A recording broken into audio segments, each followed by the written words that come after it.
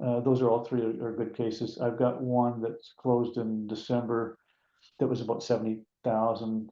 The one in the one that it closed last week was about 40,000. Another one was I think was 40, and then the one yesterday was well, 40, probably about 60 because of husband and wife. And we had presentations yesterday on some that are going to run about 60. So my partner's pretty conservative in terms of, he's white, man. It's got to be just white. So he's never going to push oversell what somebody should have. So he always stays on the cautionary side, never going to get into trouble, right? He says it's not worth it. Mm. True that. Have you started, just by curiosity, from the clients that you've built over the past couple months, started to build referrals and networks around them? I think that we're going to do that. Some of our clients are starting to set up other things with people that they know. So I have one of the clients that's in our video. He's been a client for 15 years. So it wasn't the Fond Decker client, but he's been a client for 15 years. And he came in. He wanted to cancel his insurance. He's had a net worth of about $12-13 million. He says, I don't need this anymore. He ended up buying, after sitting with Bruce, going through some planning stuff, buying some more and keeping the insurance, the $1 million he had on him, $1 million on his wife, and buying another $1 million. And now he wants to set up some meetings with a bunch of other people. So, it's somebody with the intention of canceling his insurance. That's what he came in there with. And it was really good. So, and he's in one of the videos, so podcast. Happily did that podcast for us. So any of you that have some happy clients, do those podcasts. Go to a podcast studio and have an interview. Have all the questions laid out as to what you're going to ask them, and video it, or do it over Zoom at the very least. Because they're powerful. People want to know who you are. People's biggest challenge: can I trust you? Who am I talking to? What's in the background I don't know? And so when we go through all of that, it just provides. What do we got to do? We provide confidence. Get over that lack of trust. So say, okay, we're in good shape. You got enough people I can go talk to. Yeah, it's all good. I had a lady last week who said she's on Vancouver Island, and I said, well, I have other clients over there in that town. She says, well, have them phone me so I know who you are. Okay, have them worked out well, and so we have more stuff booked with them. So it works. Yeah. I guess, what are you the path that you've taken over the past year, and mostly what you're seeing now for 2026? What are you doubling down on, I guess, in 2026 to compound?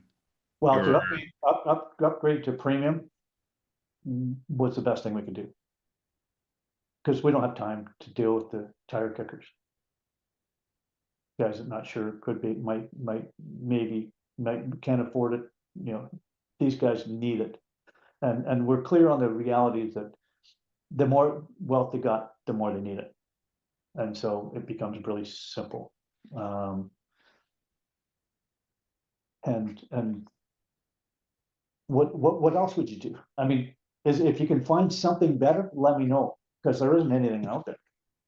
We have the best solutions, and all of you can be very proud of that. You're providing the very, very best solutions possible in Canada for successful high net worth business owners, bar none. And it's not the only thing they can do, but because there's other things they have to do. But it's the number one tax saving solution, the tax saving vehicle. And how do you go wrong helping people with that? It's funny because I went back before the call, checking out like your expectations. I like to do that often with the clients, like to see when they got started with this. But I went back into it and I saw like your first conversation that you had with us was basically your goal was to get 10 appointments, so meeting 10 people in your first 30 days, getting 2 apps in and closing 1 in your first 30 days. Did that happen?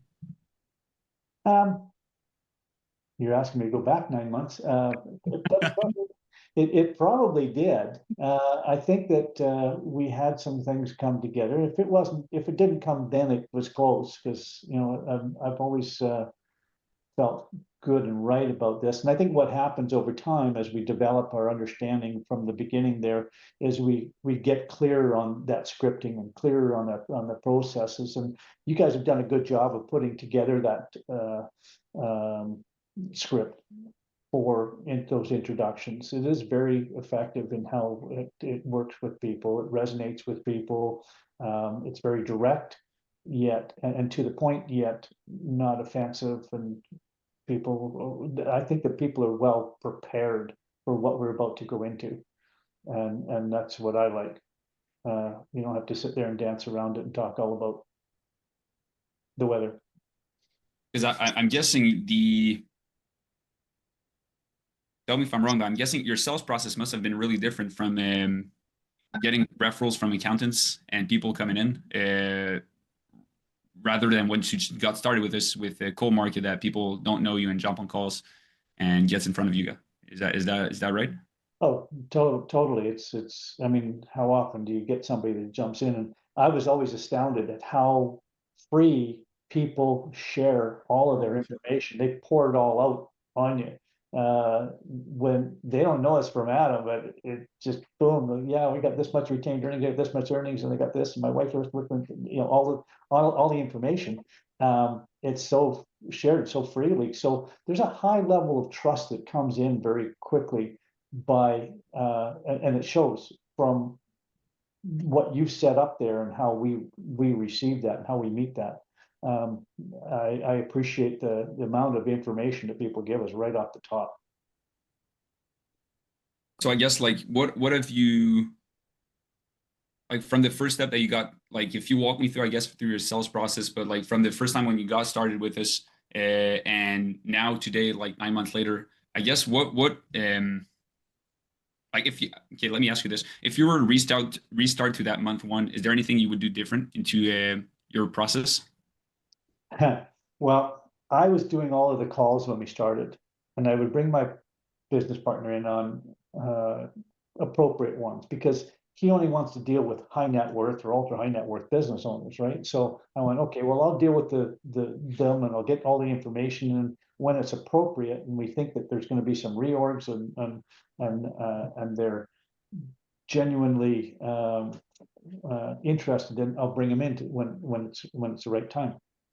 And so I handled a lot of the smaller cases and a lot of the smaller ones, we're working with them, but it's a different because there's a different level of commitment for the smaller ones. They got less at risk because they haven't been there yet, so they don't have the success behind them. The reality that we learn really quick is the more money they get, the more they have, the more they need us, and we will do a lot more for them if they're high net worth than if they're just scraping by or have a lower amount of retained earnings, right?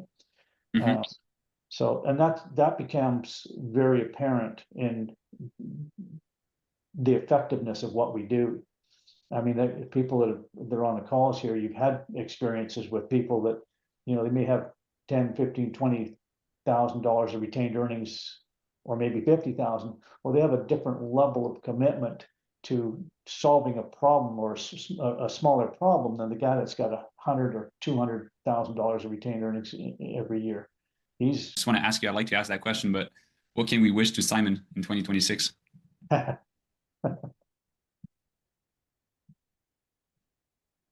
know we're going to have a great year. I'm confident of that. Really confident. Desire, if you want to know, our target, 2 million. Okay, so that's where we are. Let's go. Let's get it.